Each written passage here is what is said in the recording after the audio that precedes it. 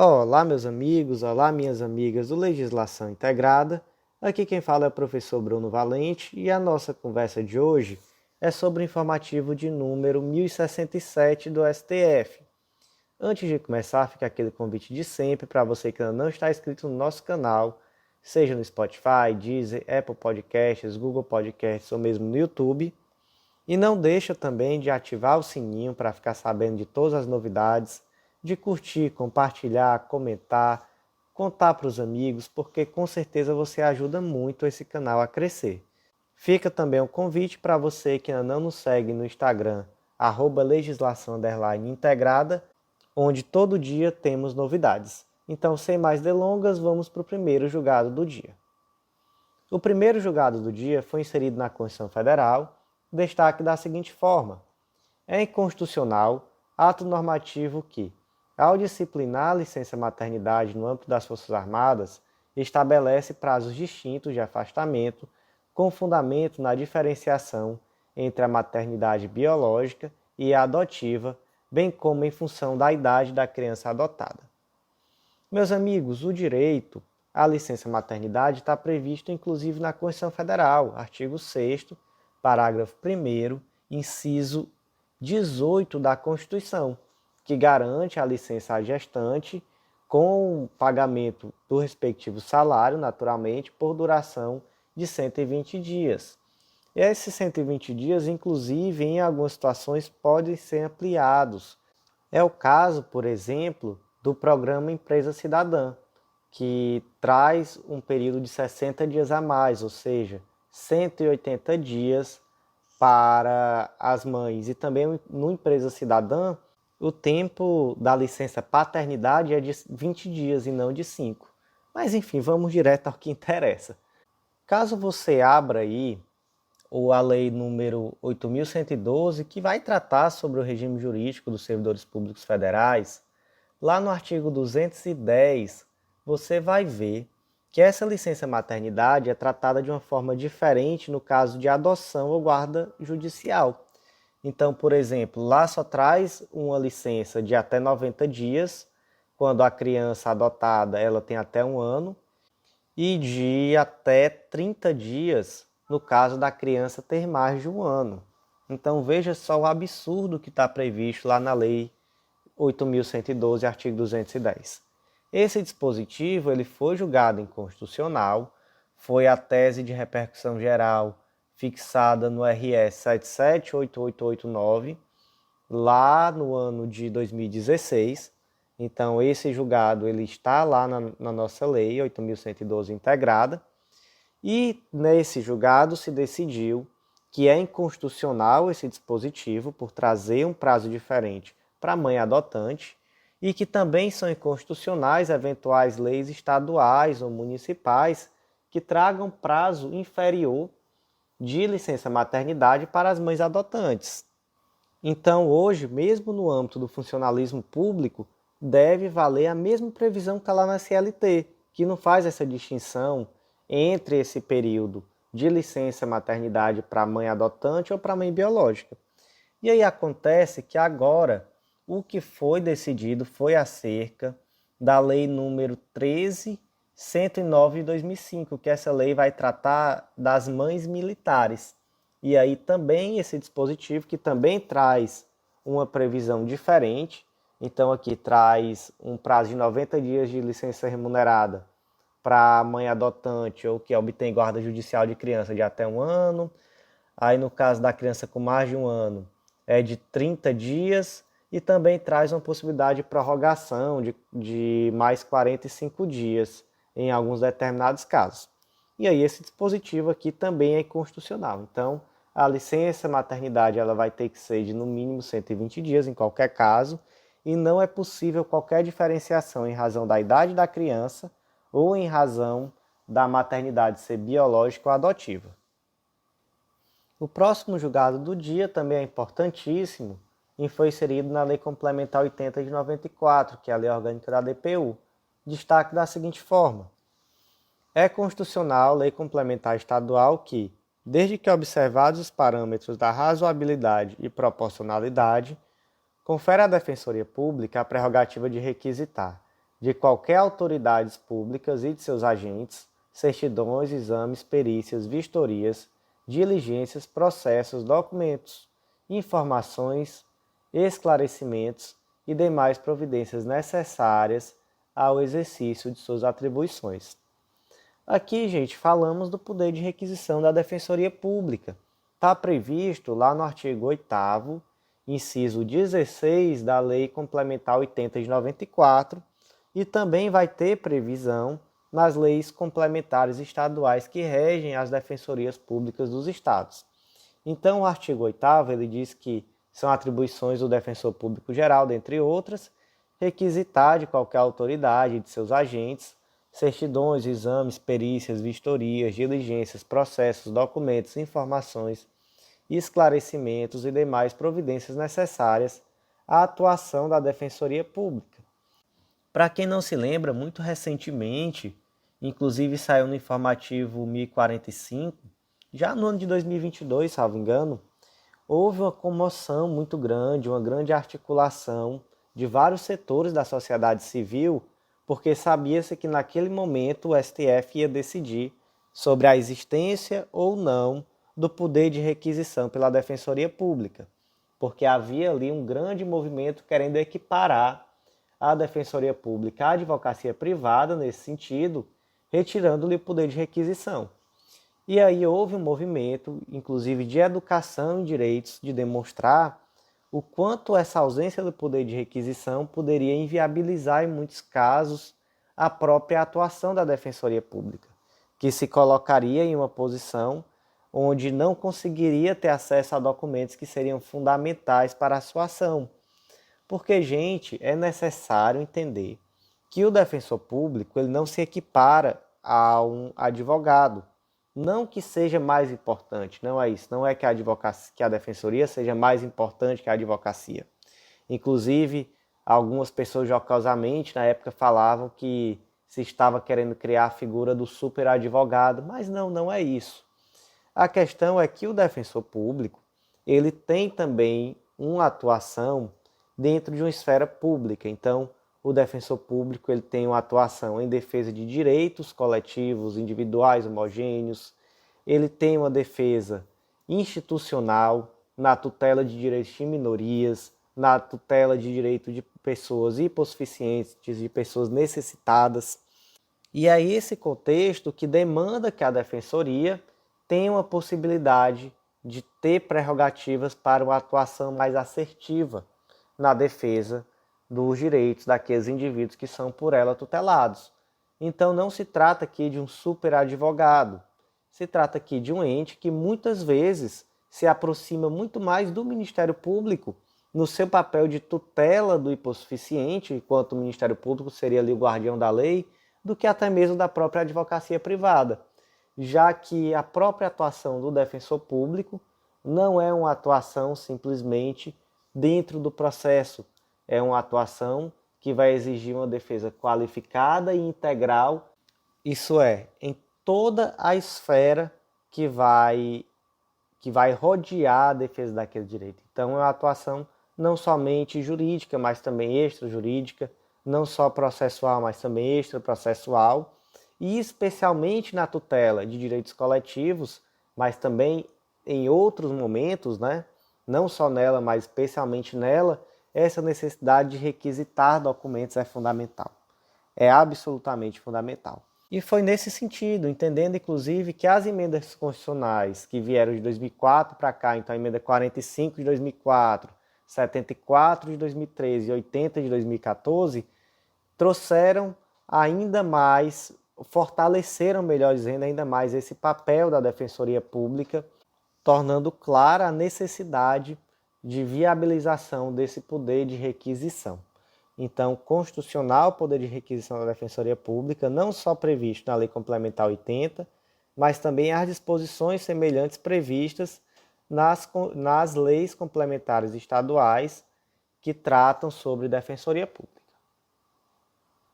Próximo julgado do dia é uma tese de repercussão geral, tema 1135, e a tese ficou da seguinte forma: é inconstitucional a Lei 13.756 de 2004 do município de São Paulo, por configurar invasão à competência privativa da União para legislar sobre telecomunicações e radiodifusão. Na verdade, gente, esse dispositivo ele trata sobre a localização para a instalação de antenas de transmissão de telefonia, são as ERBs. Então, o destaque aqui ficou assim, ó. É inconstitucional, por violação à competência privativa da União, lei municipal que versa sobre a instalação de estação rádio base, ERB, e dá ensejo à atividade fiscalizatória do município quanto ao uso e à ocupação do solo em seu território. E, gente, essa questão aqui da instalação de antena de telefonia, ela é bem complexa. Tivemos aqui vários julgados de 2020 para cá do STF tratando sobre o tema. Só para a gente poder aqui contextualizar historicamente falando, um julgado muito importante, que foi a ADI 2902, ela tratava sobre leis estaduais que estabeleciam limites à instalação de ERBs, que é a estação rádio base, que são aquelas antenas de telefonia, por questões de regular limite de exposição humana à radiação. E aí o STF entendeu, com base naturalmente naquilo que estava nos autos, que não existia qualquer comprovação de que de fato existia uma exposição humana à radiação em virtude da proximidade com essas antenas. Mas até então, até esse julgado, ainda existia uma grande dúvida de qual era a posição do STF, porque assim, nesse caso específico, houve uma vedação dessa legislação estadual, mas pareceu ali que foi muito por uma questão de ausência de fundamento técnico para que se proibisse a instalação dessas ERBs perto, por exemplo, de residências, etc., já que não existia fundamento técnico, nada que demonstrasse que de fato ali havia uma exposição humana à radiação. E aí, eu digo que até então não se sabia bem qual seria a posição do STF mesmo, porque em 2019 o STF entendeu que os municípios, veja só, os municípios, eles teriam competência para legislar sobre a instalação de antenas de telefonia móvel celular, seja por considerar um assunto de interesse local, seja para disciplinar o uso e ocupação do solo. Então, lá em 2019 havia uma decisão no sentido de que sim, o município, não o Estado, mas o município poderia sim legislar nesse sentido. Acontece que em 2021 o STF mais uma vez julgou aqui agora uma DPF, a 732, que disse que era inconstitucional a lei municipal que estabelecia distância mínima das antenas de transmissão em relação a residências, praças, parques e jardins. E aí, mais uma vez, se viu aqui que se caminharia no sentido da vedação desse tipo de legislação, seja a nível estadual, seja a nível municipal. E agora, o STF decidiu que é inconstitucional por violação da competência privativa da União, lei municipal que versa sobre instalação de ERB e dá ensejo à atividade fiscalizatória do município quanto ao uso e ocupação do solo urbano em seu território. Então aqui, mais uma vez, se entendeu pela inconstitucionalidade desse tipo de lei municipal, com dois detalhes aqui. Primeiro que foi uma decisão do plenário, então é uma decisão que realmente eu acho que agora a gente já pode falar que aquela primeira decisão lá de 2019 está superada mesmo. E segundo que é uma tese de repercussão geral. Então realmente daqui para frente, mesmo que caia em questão objetiva, eu acho que já há uma segurança para ir no sentido de que realmente lei estadual e lei municipal que trate sobre essa questão de locais onde é possível instalar ERB, essa lei ela é inconstitucional. Próximo julgado do dia, inserido no artigo 25 da Constituição Federal, destaque da seguinte forma: é inconstitucional, por violação ao princípio da simetria, norma da Constituição Estadual que confere foro por prerrogativa de função a autoridades que não guardam semelhança com as que o detêm na esfera federal. Então aqui nós temos um julgado que vai estar inserido lá no âmbito do artigo 25 da Constituição Federal, que diz que os estados organizam-se pelas constituições e leis que adotarem, observados os princípios desta Constituição. Então, qual é a dúvida? É se existe ou não um dever de simetria da Constituição Estadual em relação à Constituição Federal na hora de determinar quais são os indivíduos que possuem foro de prerrogativa de função. Então, quais são os indivíduos que vão ser originalmente julgados em ações penais pelo Tribunal de Justiça local? E aí a resposta é sim, existe. E, gente, isso daqui já é algo batido, tá? Isso aqui é julgado toda hora. Então, por exemplo, defensor público. A lei, ou melhor, a Constituição Estadual pode dizer que o defensor público tem foro por prerrogativa de função? Não pode. Aqui, nesse caso, era a Constituição do Estado de Roraima e ela trazia foro por prerrogativa de função para reitor de universidade pública e diretor-presidente das entidades da administração estadual indireta. Então, veja só, realmente é algo totalmente diferente, totalmente sui generis, né? Não guarda qualquer equivalência com o que está na Constituição Federal. Então, de fato, dispositivo aqui inconstitucional. E o último julgado do dia, inserido no Código de Processo Civil, destaca da seguinte forma: é válida a cobrança das custas judiciais e emolumentos, tendo por parâmetro o valor da causa ou do bem ou negócio objeto dos atos judiciais e extrajudiciais, desde que definidos limites mínimos e máximos e mantido uma razoável e proporcional correlação com o custo da atividade. Então, gente, lá no artigo 84 do Código de Processo Civil, você vai ver que as despesas elas abrangem as custas do processo, as indenizações de viagem, a remuneração do assistente técnico e a diária da testemunha. Então, essa custa ela vai ser determinada pelo Tribunal de Justiça em uma tabela que vai poder adotar algum critério, né, algum critério que seja considerado razoável para a aferição desse valor. Por que é necessário que haja uma razoabilidade no sentido de que se entenda esse valor como condizente com a contraprestação do serviço prestado? Porque a natureza jurídica daqui é de taxa. É uma natureza jurídica de taxa. Então, necessariamente, deve ter uma correlação com o serviço prestado.